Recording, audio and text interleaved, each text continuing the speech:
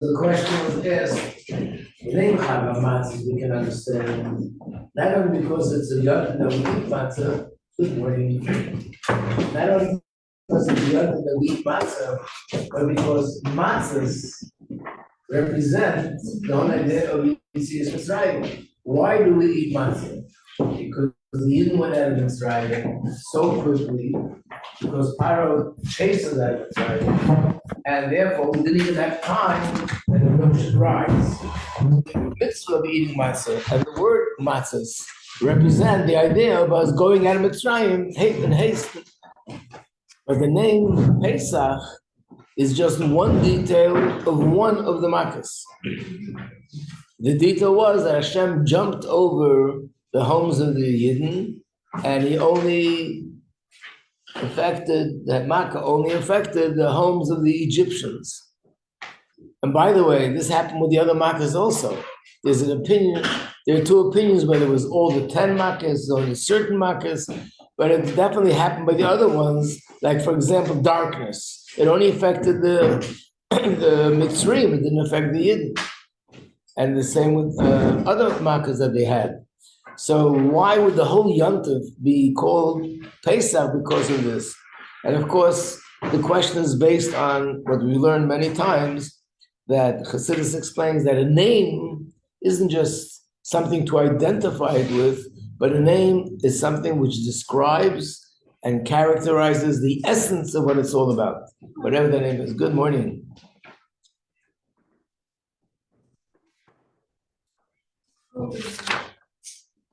So here's where we see that the theme of Pesach, which means to pass over, is actually related to the whole Yom Tov. So let's turn to page 24. This is also a Pesach Ashir Ashir. The Pesach in here is underlined.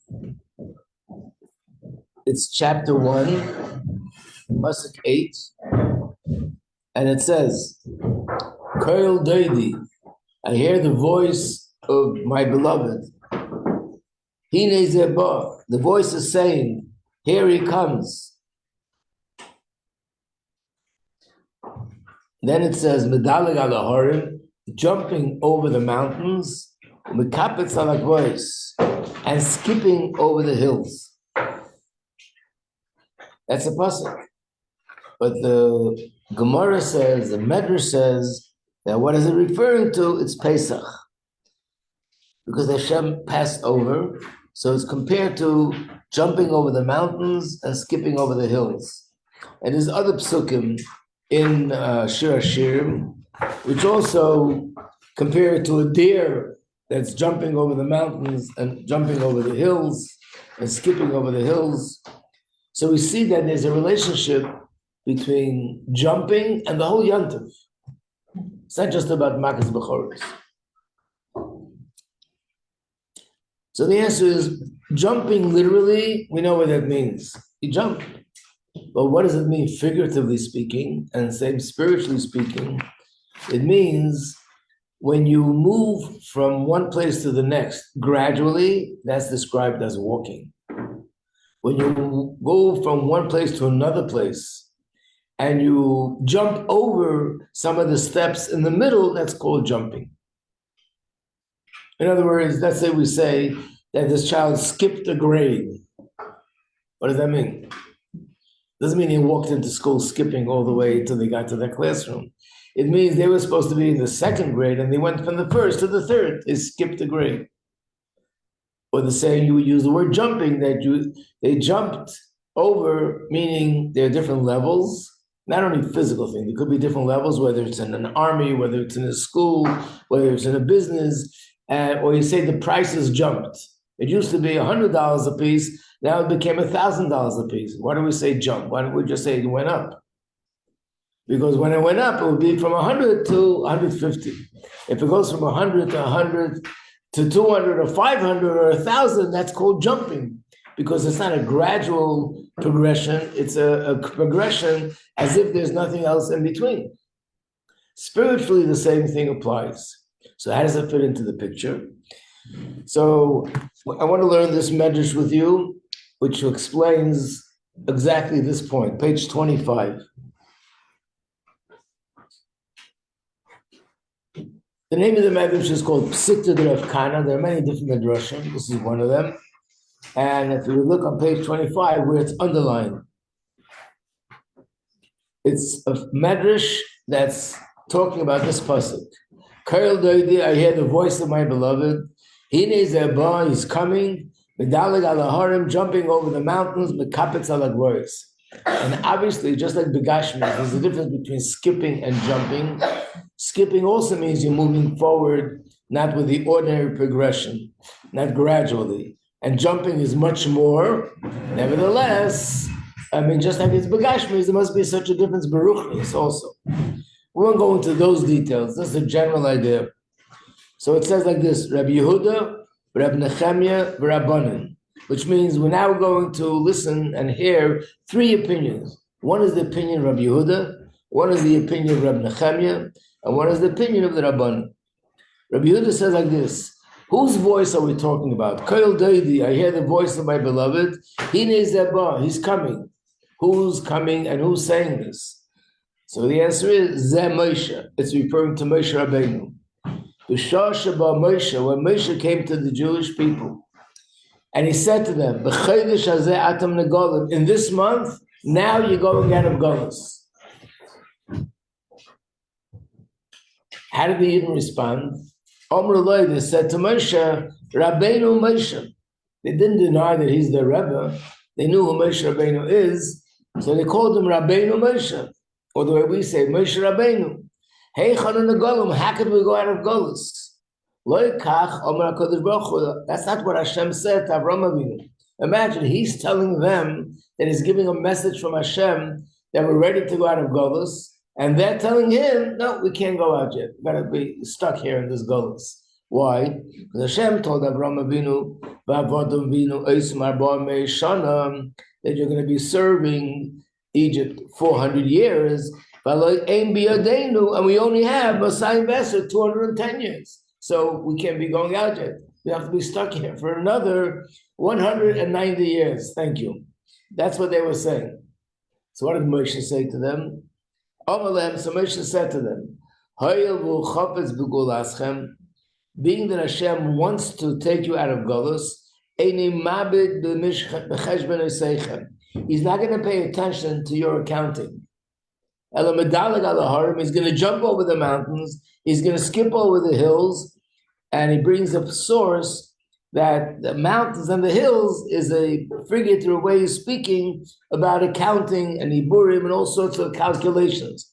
Hashem is going to jump over the calculations, and in this month you're going out of Golus. So that answers the question. What was our question? How does jumping and pass over relate to the whole Yontif? It's just one detail. It's not one detail. The whole Yontif happened because really Yidden had to be in Golus longer, and not Stam being Golus. Obviously, there was a certain process that had to be accomplished, and that process takes 400 years. So Hashem jumped over those calculations and took us out of Golus earlier, and that's why the Yontif is called Pesach. So that's one opinion. Then there's another opinion. Whose opinion? Rabbi Nechemia. He says like this: we hear the voice, he's coming. Who's saying this? Moshe. And what does it mean he's coming? Moshe said to Bnei Yisrael, this month you're all going out of Golus. The Yidden said to him, Rabbeinu Moshe, our dear Rebbe Moshe, how can we go out of Golus? We don't deserve to go out of Golus. Mitzrayim, Malaya, Mitzinefes, Avedazara, Shalanu.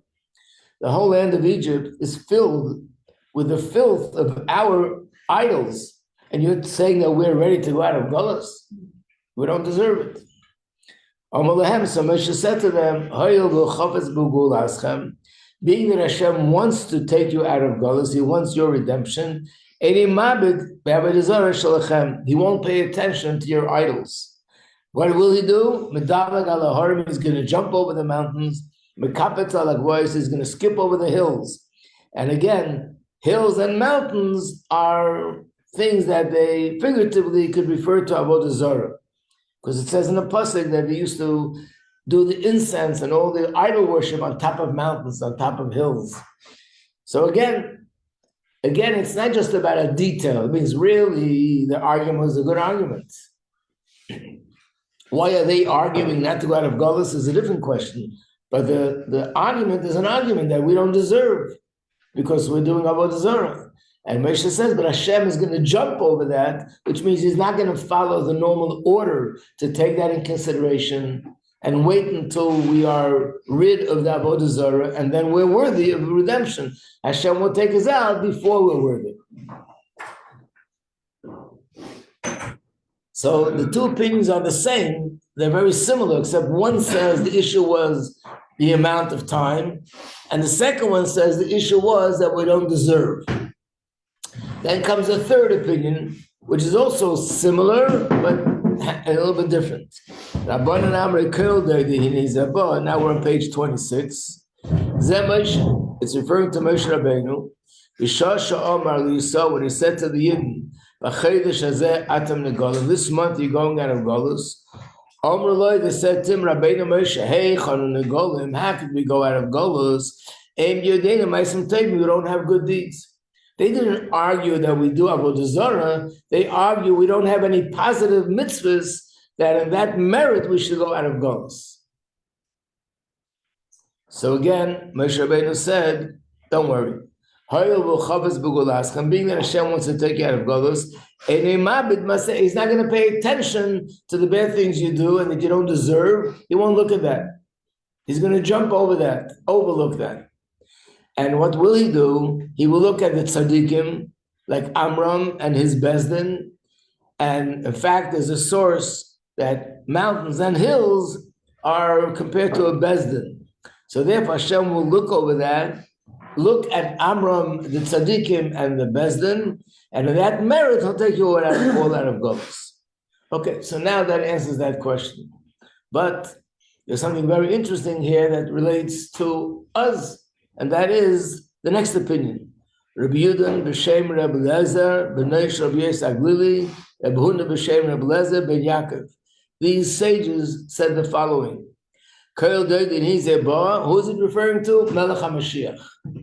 The first opinion was that it's referring to Moshe. This opinion says it's referring to Melech HaMashiach, and of course it's not a contradiction, it's referring to both. And what will happen is so when Mashiach is going to come, and he's going to tell the Yidden, this month you're going out of Golus, the Yidden are going to say, no, sorry, we're not ready. They'll say to Mashiach, Rabbeinu Melech HaMashiach. It's interesting. They're going to recognize that he's their Rebbe. They're going to recognize that he's Mashiach, but they'll still be sort of disagreeing with him and saying, we're not ready. Hey, how could we go out of Golus? Hashem said something different. What did he say different? He said, we have to be in Golus with all 70 nations before we can have redemption. And we haven't been in all 70 nations. Basically saying to Hashem, Spain wasn't enough, and Germany wasn't enough, and Babylon wasn't enough, and Rome wasn't enough, and all the other wonderful places that hosted us wasn't enough. We have to be in all 70 countries before we can go out of Golus. But that's what they're going to say. Apparently there'll be such people when Mashiach comes. Might explain a lot of things. You wanted to grow, no? Yeah, I guess so. There must be something deeper to anything. It can't be just nonsense. It wouldn't be in the Medrash, it was just nonsense. So what did Moshe Rabbeinu answer them? No, you're right. What Adin is saying is, if they said this, they will say it meant there's a certain advantage that you get from being in Golus that prepares you for Geula. And being that there are 70 nations, probably all 70 are necessary. So our redemption will be incomplete unless we go through all 70 processes. So Moshe Rabbeinu will say, don't worry about it. And again, the same thing, Hashem will jump over the mountains and jump over the hills, and this is the way it'll work. Echad mekem goyle lebarbaria, one Jew will go to Barbaria. Where's Barbaria? I can't reveal that to you. Another one will go to Sarmatia. So these are countries, are probably in remote places. And being that there'd be one Jew here and one Jew there, every Jew is connected to all the others. So it's as if all the Yidden are there. And I guess there probably hasn't been a time in history, by the way, that there are Jews literally in every country in the world like today. So in a sense, we're all the Yidden are in all the places in the world. And especially if we say every morning, Haredi Mikabel, and I unite myself with all the Jews in the world, so that makes it even more pronounced that we're all connected. And therefore, for Jews and Golas in one end of the world, we're all there. That's one answer. There's another answer. Another thing. Malchus or Rasha, there'll be an evil kingdom that's going to Ksiva Tirunin, are going to write or going to come out with a evil decree against Yidden, and it'll be endorsed by all the nations of the world. Again, I'm just wondering, is there ever a time that all the nations of the world work together, except for now when we have such a thing called the United Nations? Years ago, there wasn't such a thing. So the United Nations, that's the flip side of the coin. Recently came out, all of them, in a sense, condemning Israel, why they don't stop fighting, and not condemning the terrorists, not condemning the terrorists. Who would have believed such a thing, that America would be part of something like that? But at the end of the day, they were part of it, which means all 70 nations participated in this. The good news is that this is something which Moshe Rabbeinu says, being that all the nations are together endorsing this decree, it's as if we're engulfed by all the nations. So again, there is a certain order of things. Yes, we're supposed to be there in 70 nations. Nevertheless, Hashem will jump over it. Yes, in Mitzrayim, we should have been there 400 years. We weren't deserving to go out because of the Avodah Zarah and all that. So the whole idea of Yitzias Mitzrayim is a time where Hashem jumped over the normal order of things and took us out of Golus regardless.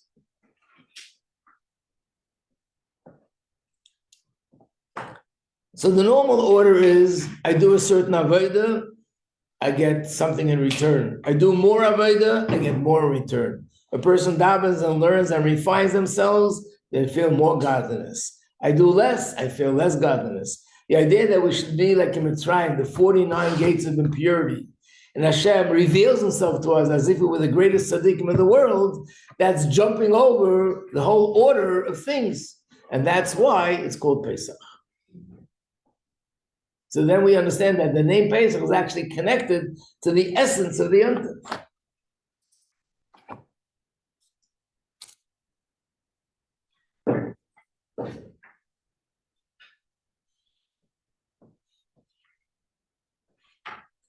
So look at page 27.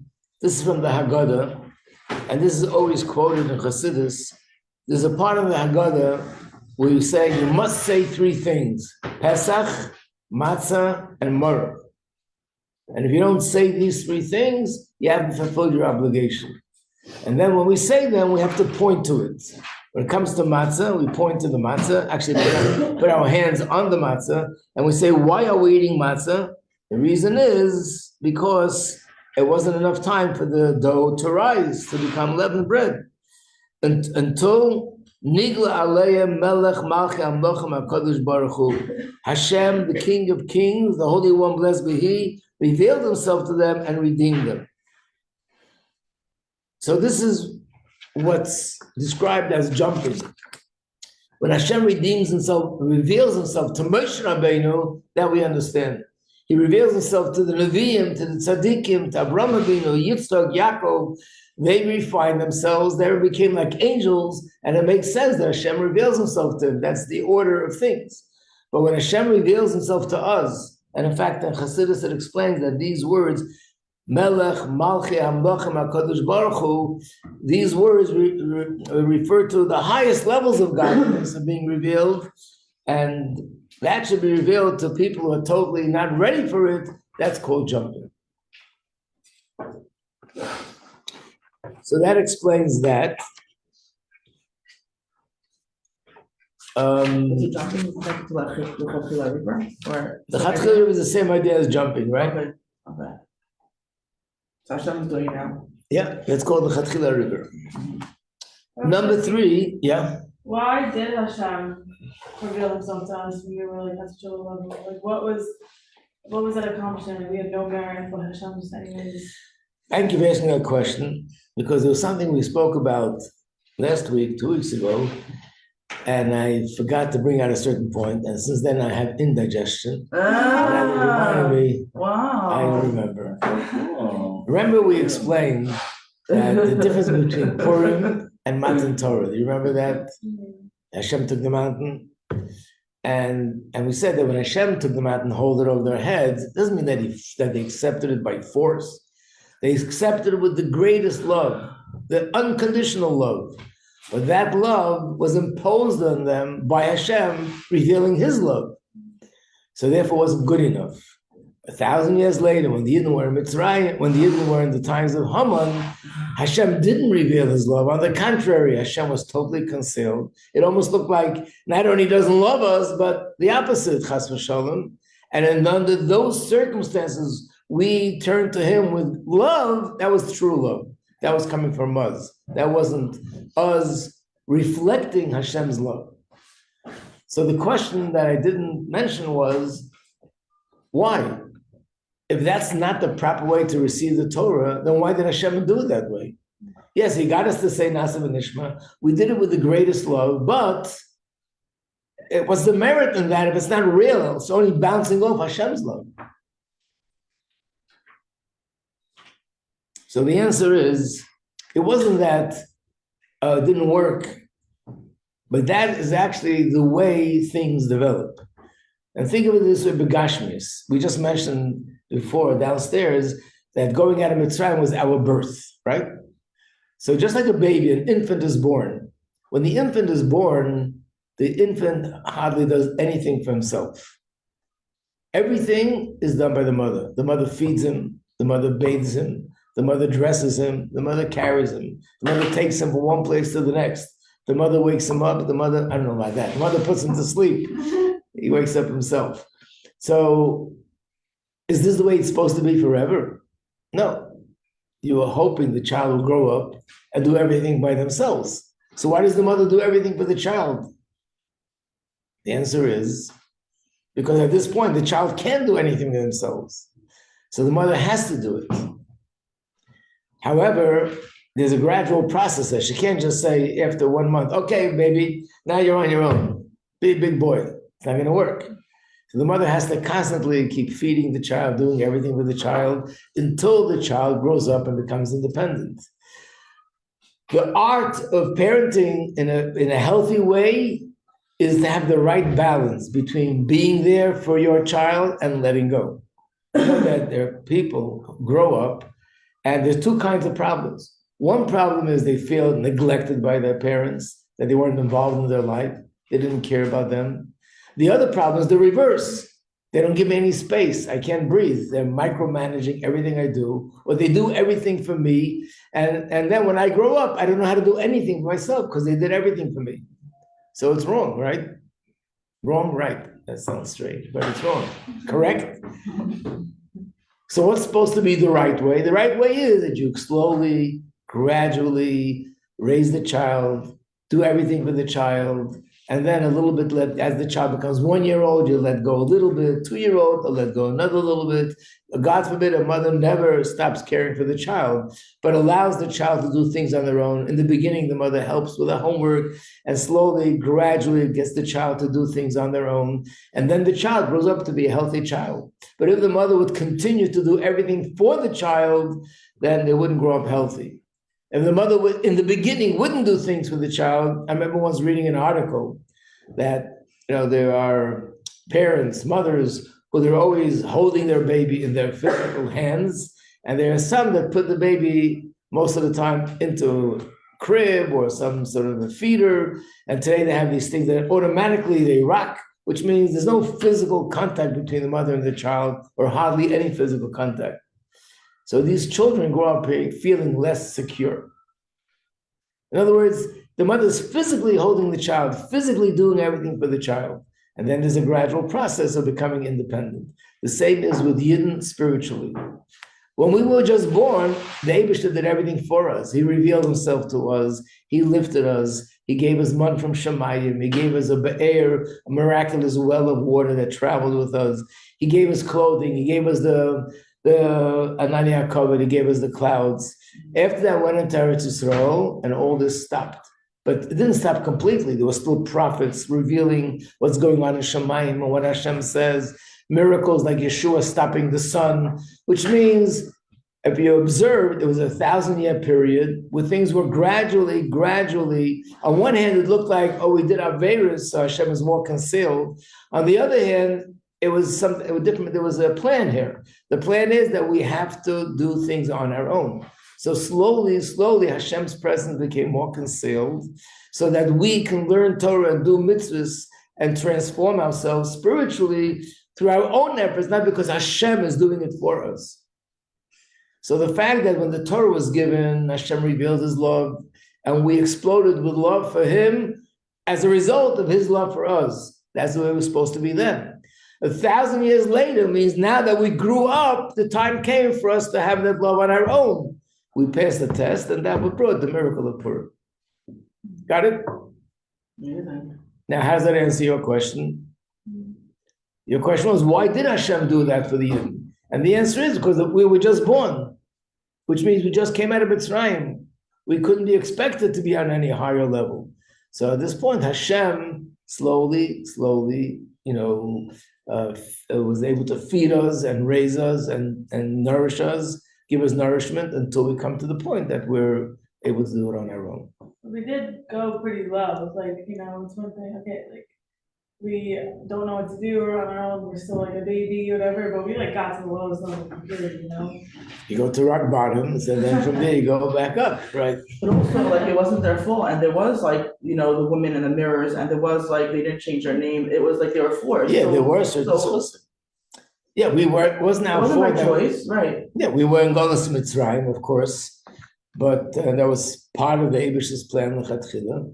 But it means that at that point, that's where we were holding, and the Eibishter started us off, and then he wants us to do our Avodah on our own initiative. Were they surrounded around, let's say, Klipa from, the Mitzrayim, or did they, were they involved in it, So it seems they did Avodah Zarah. There were certain things where they stood strong, like the names and those three things. Mm-hmm. They didn't change their name. They didn't change their garments. They didn't change their language, which means they recognize that they're different and they stayed separate. But in other ways, they followed the ways of the Egyptians. Okay, so number 4, these are just the terms that are used. Number 4, let's do number 3.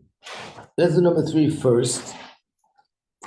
This is the reason why we eat matzah, because we went out of Mitzrayim so fast. That itself is, why did it have to happen in such a way? We went out fast in a second and everything changed.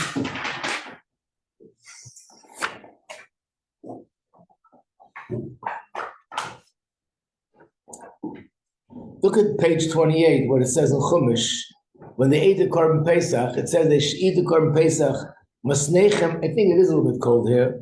In the next class, we should change. Masnechem, Chagurim, Benalechem, Beraglechem. It wasn't just that they rushed out of Egypt. Their whole approach was in a rush. They were supposed to sit by the table with their belts on, their shoes on, their walking staff in their hands, ready to go. And you should eat in haste.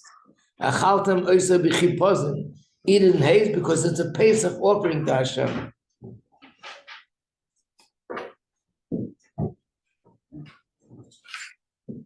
And now this idea of jumping is also found in the next pasuk, on page 30, where it says it was the end of 30 years and 400 years. You probably learned about this, that there were 400 years, but you have to start counting from an earlier date. What does it mean? On that very day, so Rashi says, Magid, this teaches us, Shekivan Shegia Ketz, once the time came, They didn't even stay there an extra moment, not even the amount of time it takes to blink an eye. So it basically means that within a blink of an eye, we made such a transition from the lowest to the lowest to the highest of the highest. What could be more jumping than that? That we were in 49 gates of Tumah, and when we went out of Mitzrayim, like it says in the Haggadah, what did we see? We saw Melech Malchi Amlachim HaKadosh Baruch Hu revealed himself to us.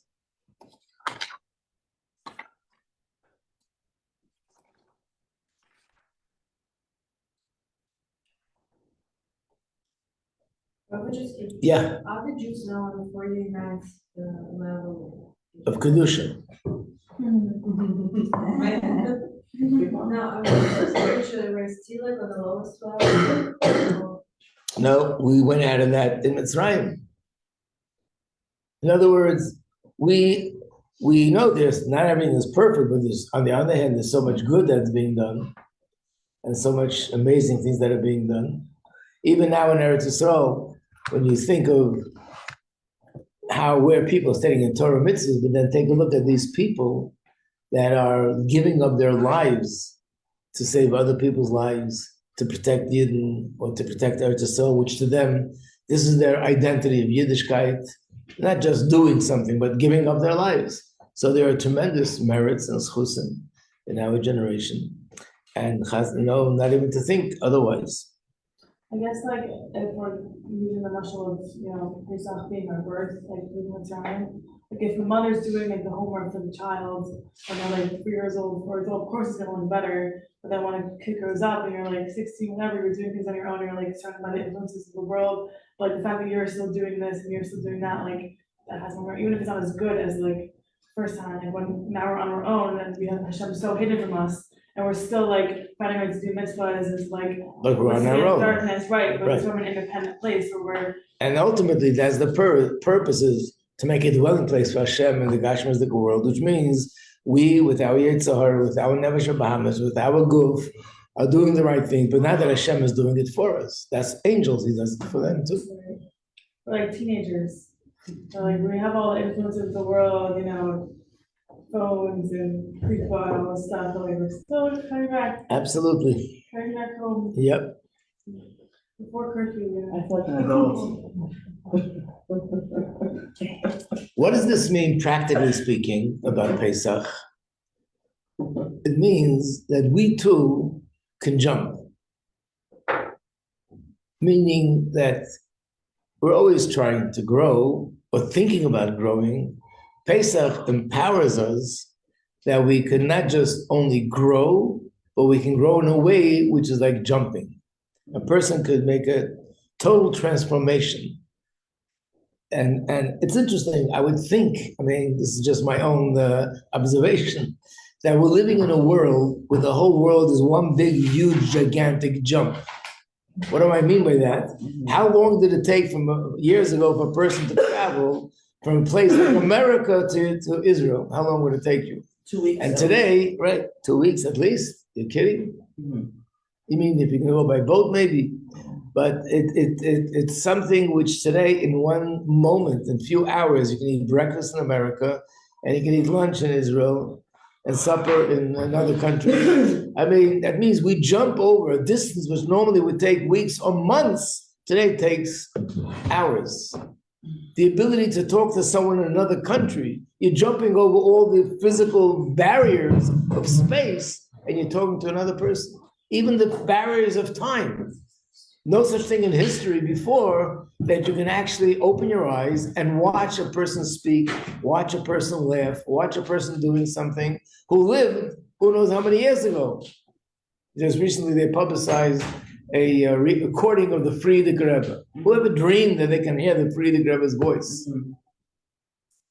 Something that was heard close to over 70 years ago. Over 70 years ago, right?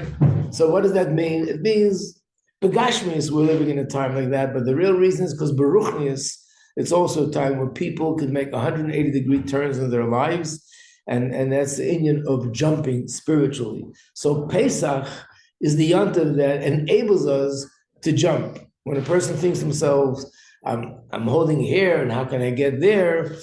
And basically, Yontif tells us you could do it because the Eibush to jump, and he's giving us the power to jump. So when a person does anything spiritually, and any progression spiritually, where they feel I'm really going out of my limitations, that's in a sense the idea of jumping. You also feel it spiritually. I could just add, like there was like a yard site for the Baba Sali, and there was a hookup to his kedar here. So, like I was able to feel like they could. I'm sure people felt like they could do stuff here. Yeah, like right. Here. Rabbi Majeski. Yes. I have a little soul session.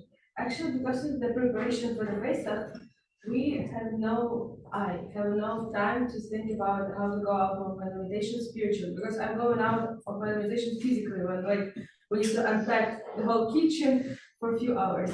And how to manage your time the way that you could you combine, for example, while you're making something physically, like you clean your house from comments, to improve yourself spiritually? So I'll tell you what will happen. What happened is that Mrs. Rudd will walk over and say, what's going on? Nothing was clean there. I was thinking about the spiritual jumping and spiritual cleansing. You can't do both together at the same time. No? What? I thought it is a spiritual thing. I understand, but when you're cleaning, you can't think I'm cleaning the Ruchnias. We'll learn later how the Alter Rebbe searched for chametz. Alter Rebbe had one room, and he spent the whole night searching for the chametz. Can you imagine how many crumbs were all over the place? They had to search a whole night. Obviously, it was a spiritual aveda of searching for chametz deep, deep, deep inside his soul.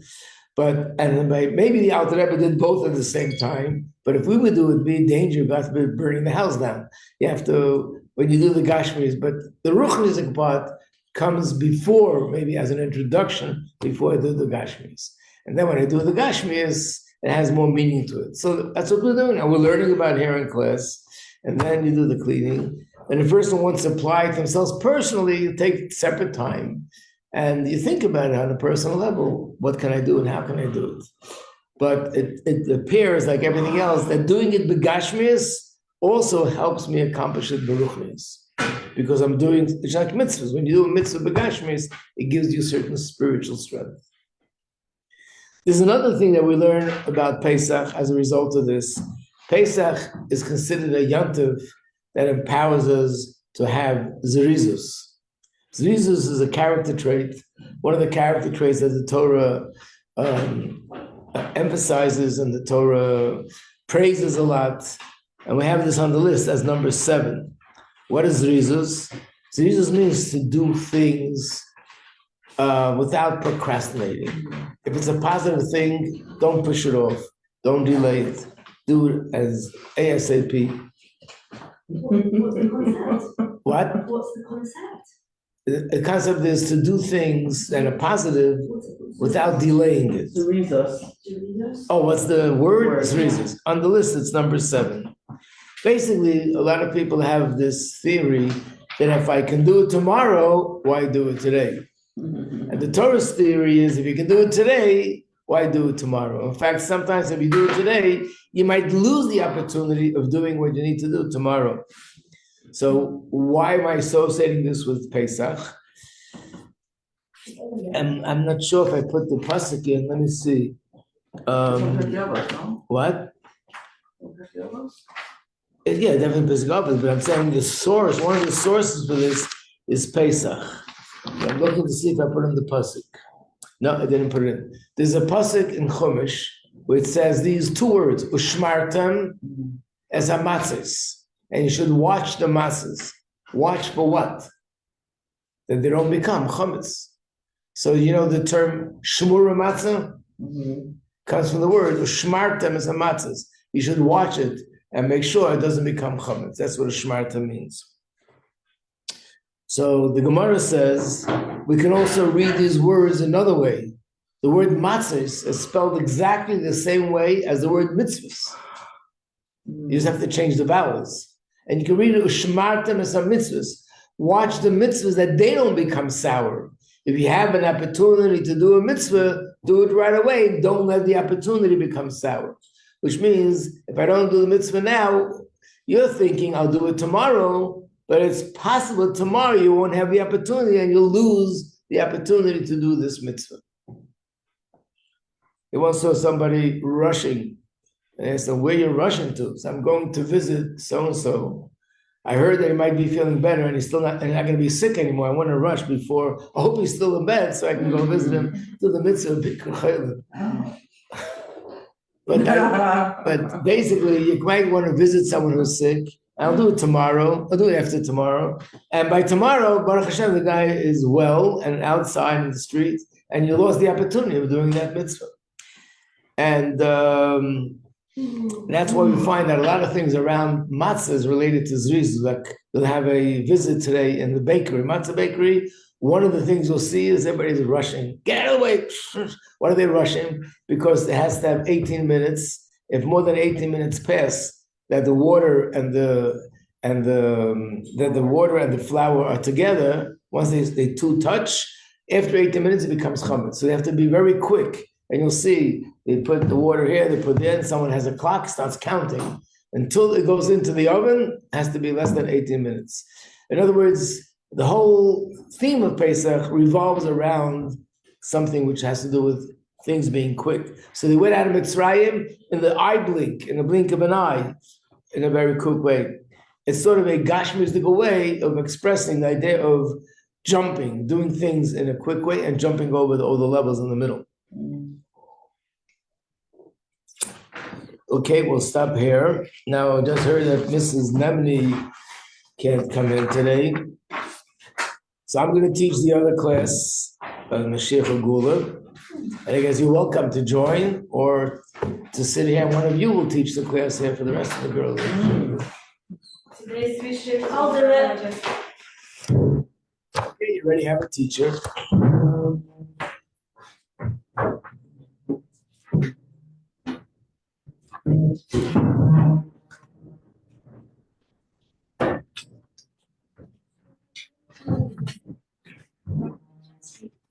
Yes. I put it today, I put it quite a range of schools in data on that, so I was like, well, I realized I put so much, but I wish so much, but I wouldn't. How do you feel? Are you back away or? Yeah,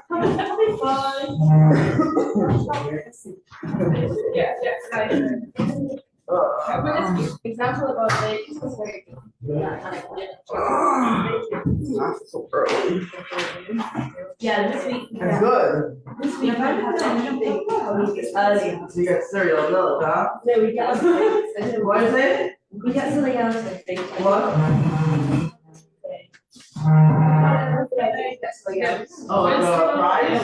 Yeah. Okay. It all spelled like the Hakana, what it's just, oh, this is bad. I can't talk to her. Oh, yeah. Yeah. Now, I put it over this and actually like.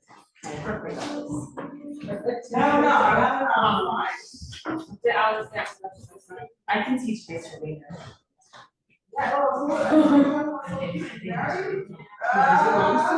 Huh?